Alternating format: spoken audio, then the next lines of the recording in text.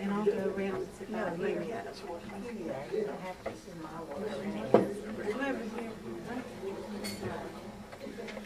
We'll move it over like this.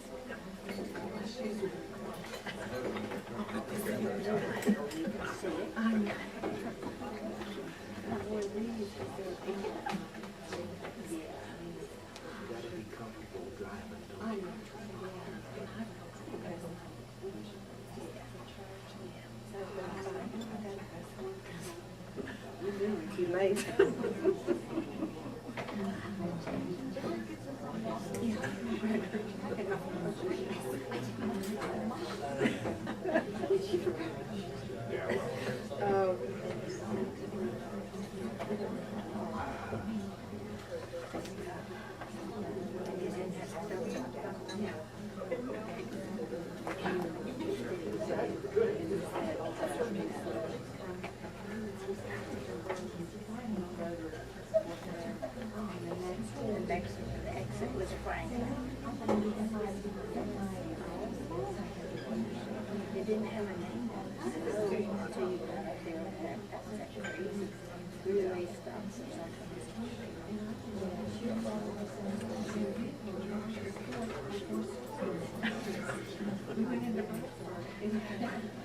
Going in parking lot.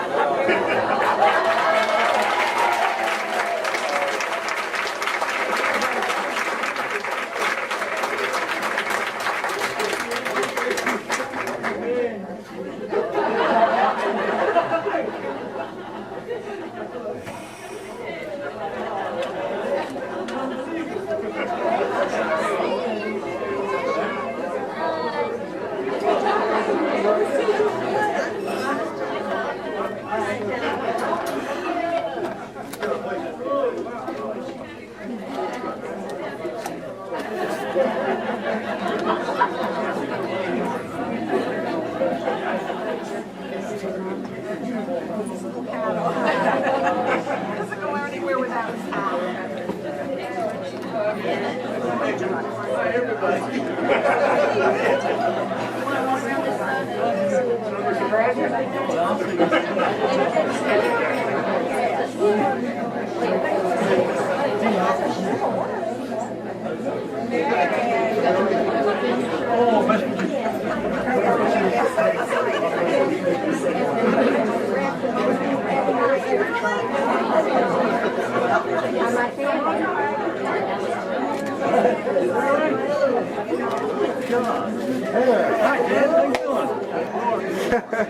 I got you on video here. You're looking good, looking mighty fine.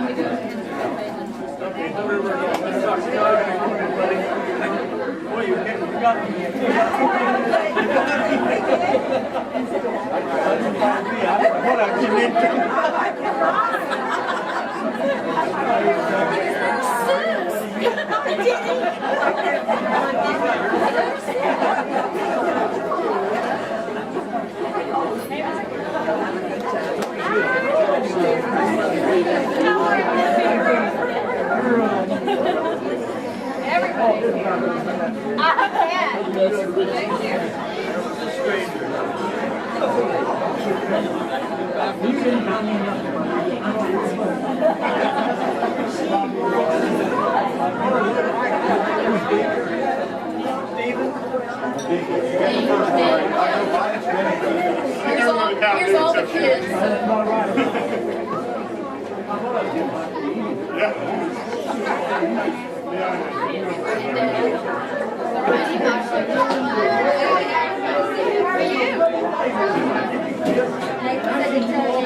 I know.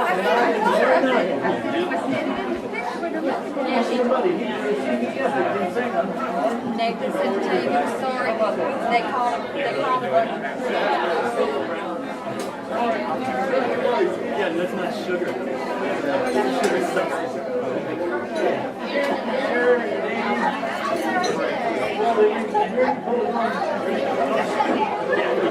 Are you appreciating that you will have these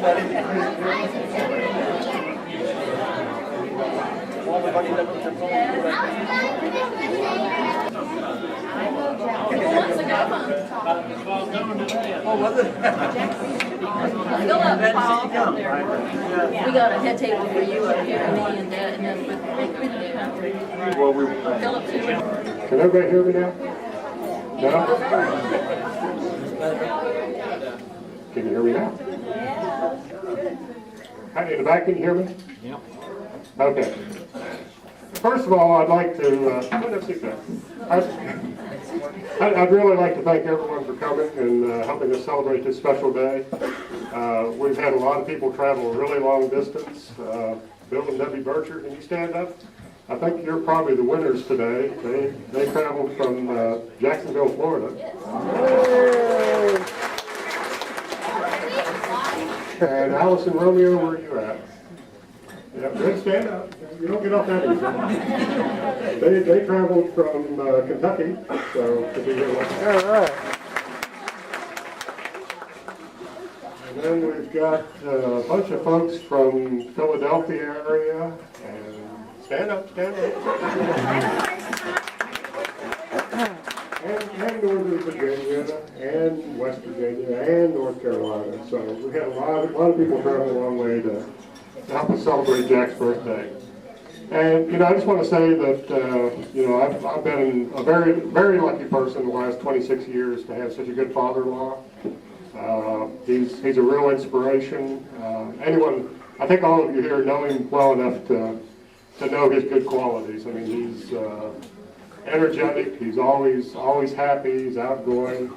Helpful. Helpful and supportive. Helpful, all the Boy Scouts qualities. So I just want to say that I've certainly been a very lucky person to have such a good father-in-law, mother-in-law as well. Mary's been great. And both Maria and I, just want to honor Jack on this milestone for him.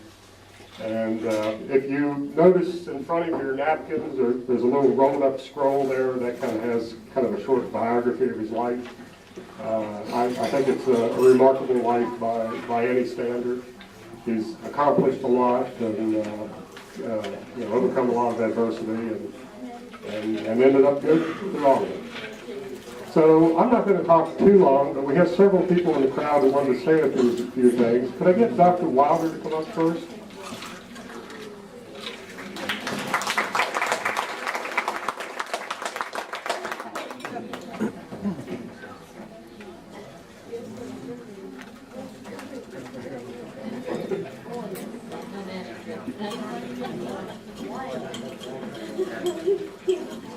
I want to thank John's family for inviting me to participate in this celebration of a truly great man. If you read his biography, you'll see that he was the man that Tom Brokaw was writing about when he talked about the greatest generation.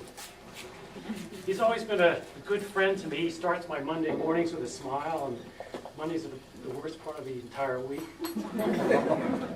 I haven't decided if I'm here as a friend or as an insurance policy.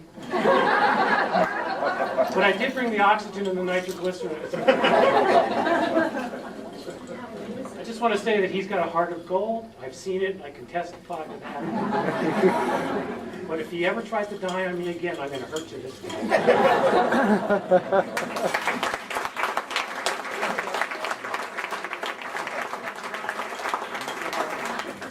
Can we get Betty Jan to come up for a moment?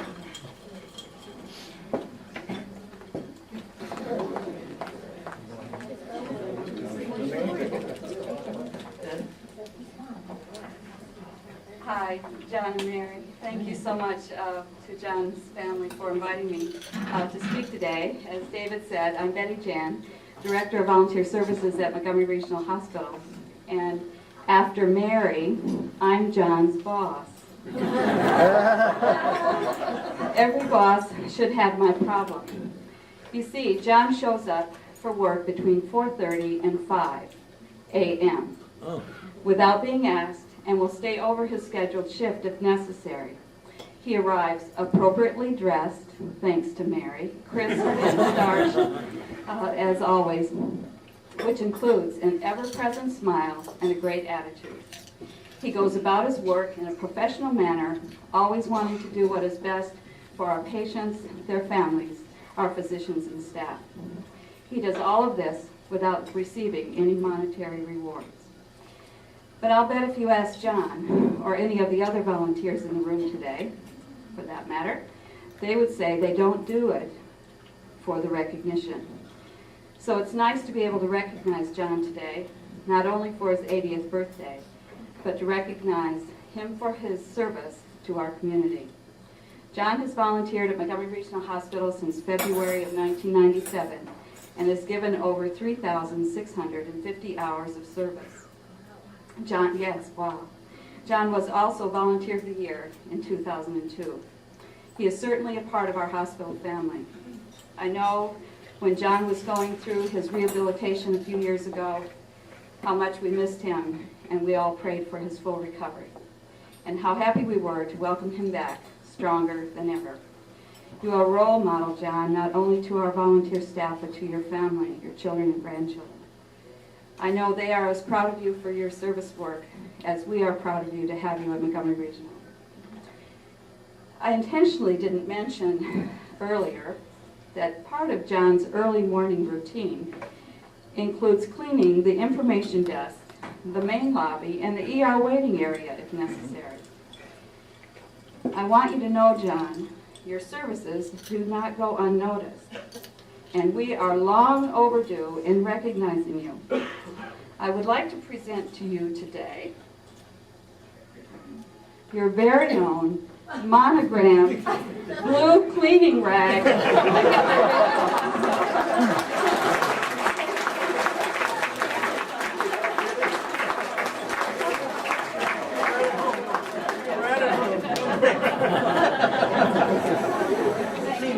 Thank you, John. We love you so much.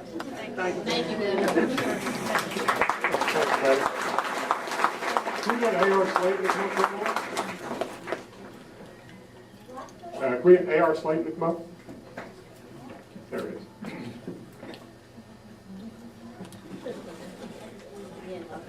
Jack, I've waited a long time for this. You know, this fellow's name on his name tag says John, but I asked him one day, I said, why do these people keep calling you Jack? He said, well, they are most of my friends. And so from that day on, he's Jack to me. After Betty's good presentation and Dr. Wilder's comments, they've already covered most of what I was going to say, but Jack, would you come up here, please?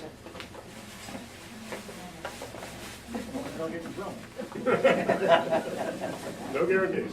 This guy really has become my buddy because we do volunteer together on Monday mornings. Correct, we do. And somebody often asks us, what in the world do you do there at 4:30 in the morning? Betty identified some of those things. One thing she didn't mention, however, was that those blue claws don't come ready pressed. And one day when Jack and I were beginning to prepare for the day, I brought a bag of claws up and they looked like this. And so we began to fold them. And Jack let me know right away that I wasn't doing it right. He said, you know what? He says, I know if I don't do them right the first time, Mary will make me do them again. So John, he does a good job of teaching by demonstration. John, would you demonstrate, Jack? How you do that? Coming up, you gotta make them crack first. Make sure you get all the wrinkles out. All right. Then you lay them down on the desk table. Rest down. Fold them over. Go up. Make sure you go this way now. All right. All right. How we look? All right. There you go. How's that look? Pretty neat? How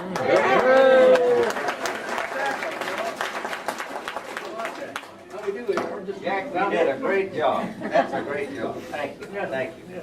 Betty referred to the kinds of things he does with wheelchairs. And I thought about bringing a wheelchair, but I thought maybe the CEO may think I was stealing it, so I didn't try that. But one morning I walked in, and incidentally, I can't get there before this guy. He'd come at 3 if I tried to get there earlier. One morning I walked in, and he had a wheelchair turned bottom upwards. He had found the set of wrenches that come with the wheelchair, and he was tightening bolts and nuts. And he took one of these claws and he started cleaning the tires. And this is just routine with Jack. He did it all the time.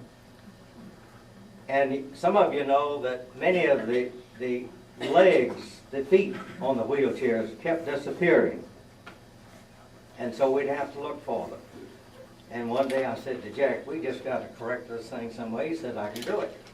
The next time we came in to volunteer, he had 2 little automobile hose clamps. And he put those clamps on, and those feet are still on. The engineering department realized it was a good idea, and they finally did it to the others. So, only they may have used screws, I'm not sure. Jack, it's been a pleasure working with you, buddy, and I'm looking forward to another 80 years.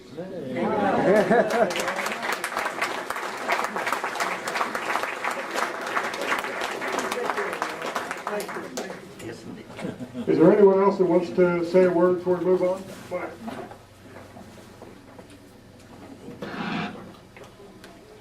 I'm not a very good speech maker, but here I am. Happy birthday, Jack. Thank you, Inga. Matter of fact, it's your 80th. What a blessing from God. I guess He is pleased with your work that you do for people and He needs you, especially when it's coming from your heart. When I first came to this country in 1952 as a so-called war bride, and I met you, I thought you was a little on the strange side. With all your sailor talk. But your big smile on your face made everything all right. And I liked you as my brother-in-law, and I still do. When all our families, Diane's, Linda's, and mine, had children, and we would visit, they were always happy to see Uncle Jack. There was one special reason for this. When it was time to say goodbye, Uncle Jack always would hold something green in his hand and slip it to them. They called him Uncle Jack the Money Man. But they didn't like you just for that. They liked you for clowning around with them, telling them jokes, and a familiar Uncle Jack's talk, and your big smile. You made them happy, and they still would talk about you on the way home in the car. Even now as teenagers, they like you just the way you are, without that green stuff. Jack, we all love you, and you're a beautiful human being, and we're wishing you the best and much health. From all of us, happy birthday.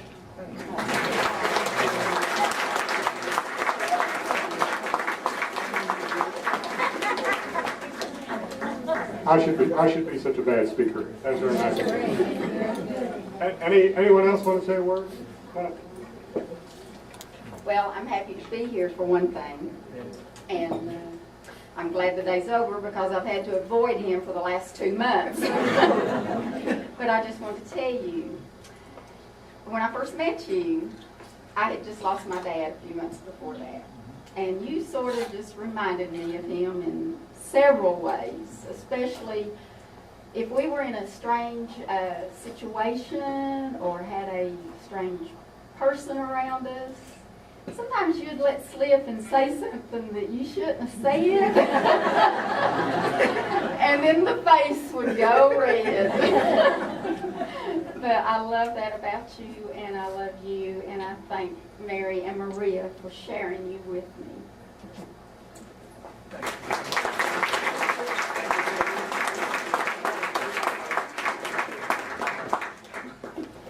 Anyone else? Jack, you want to say a word in your defense? Not really, yeah.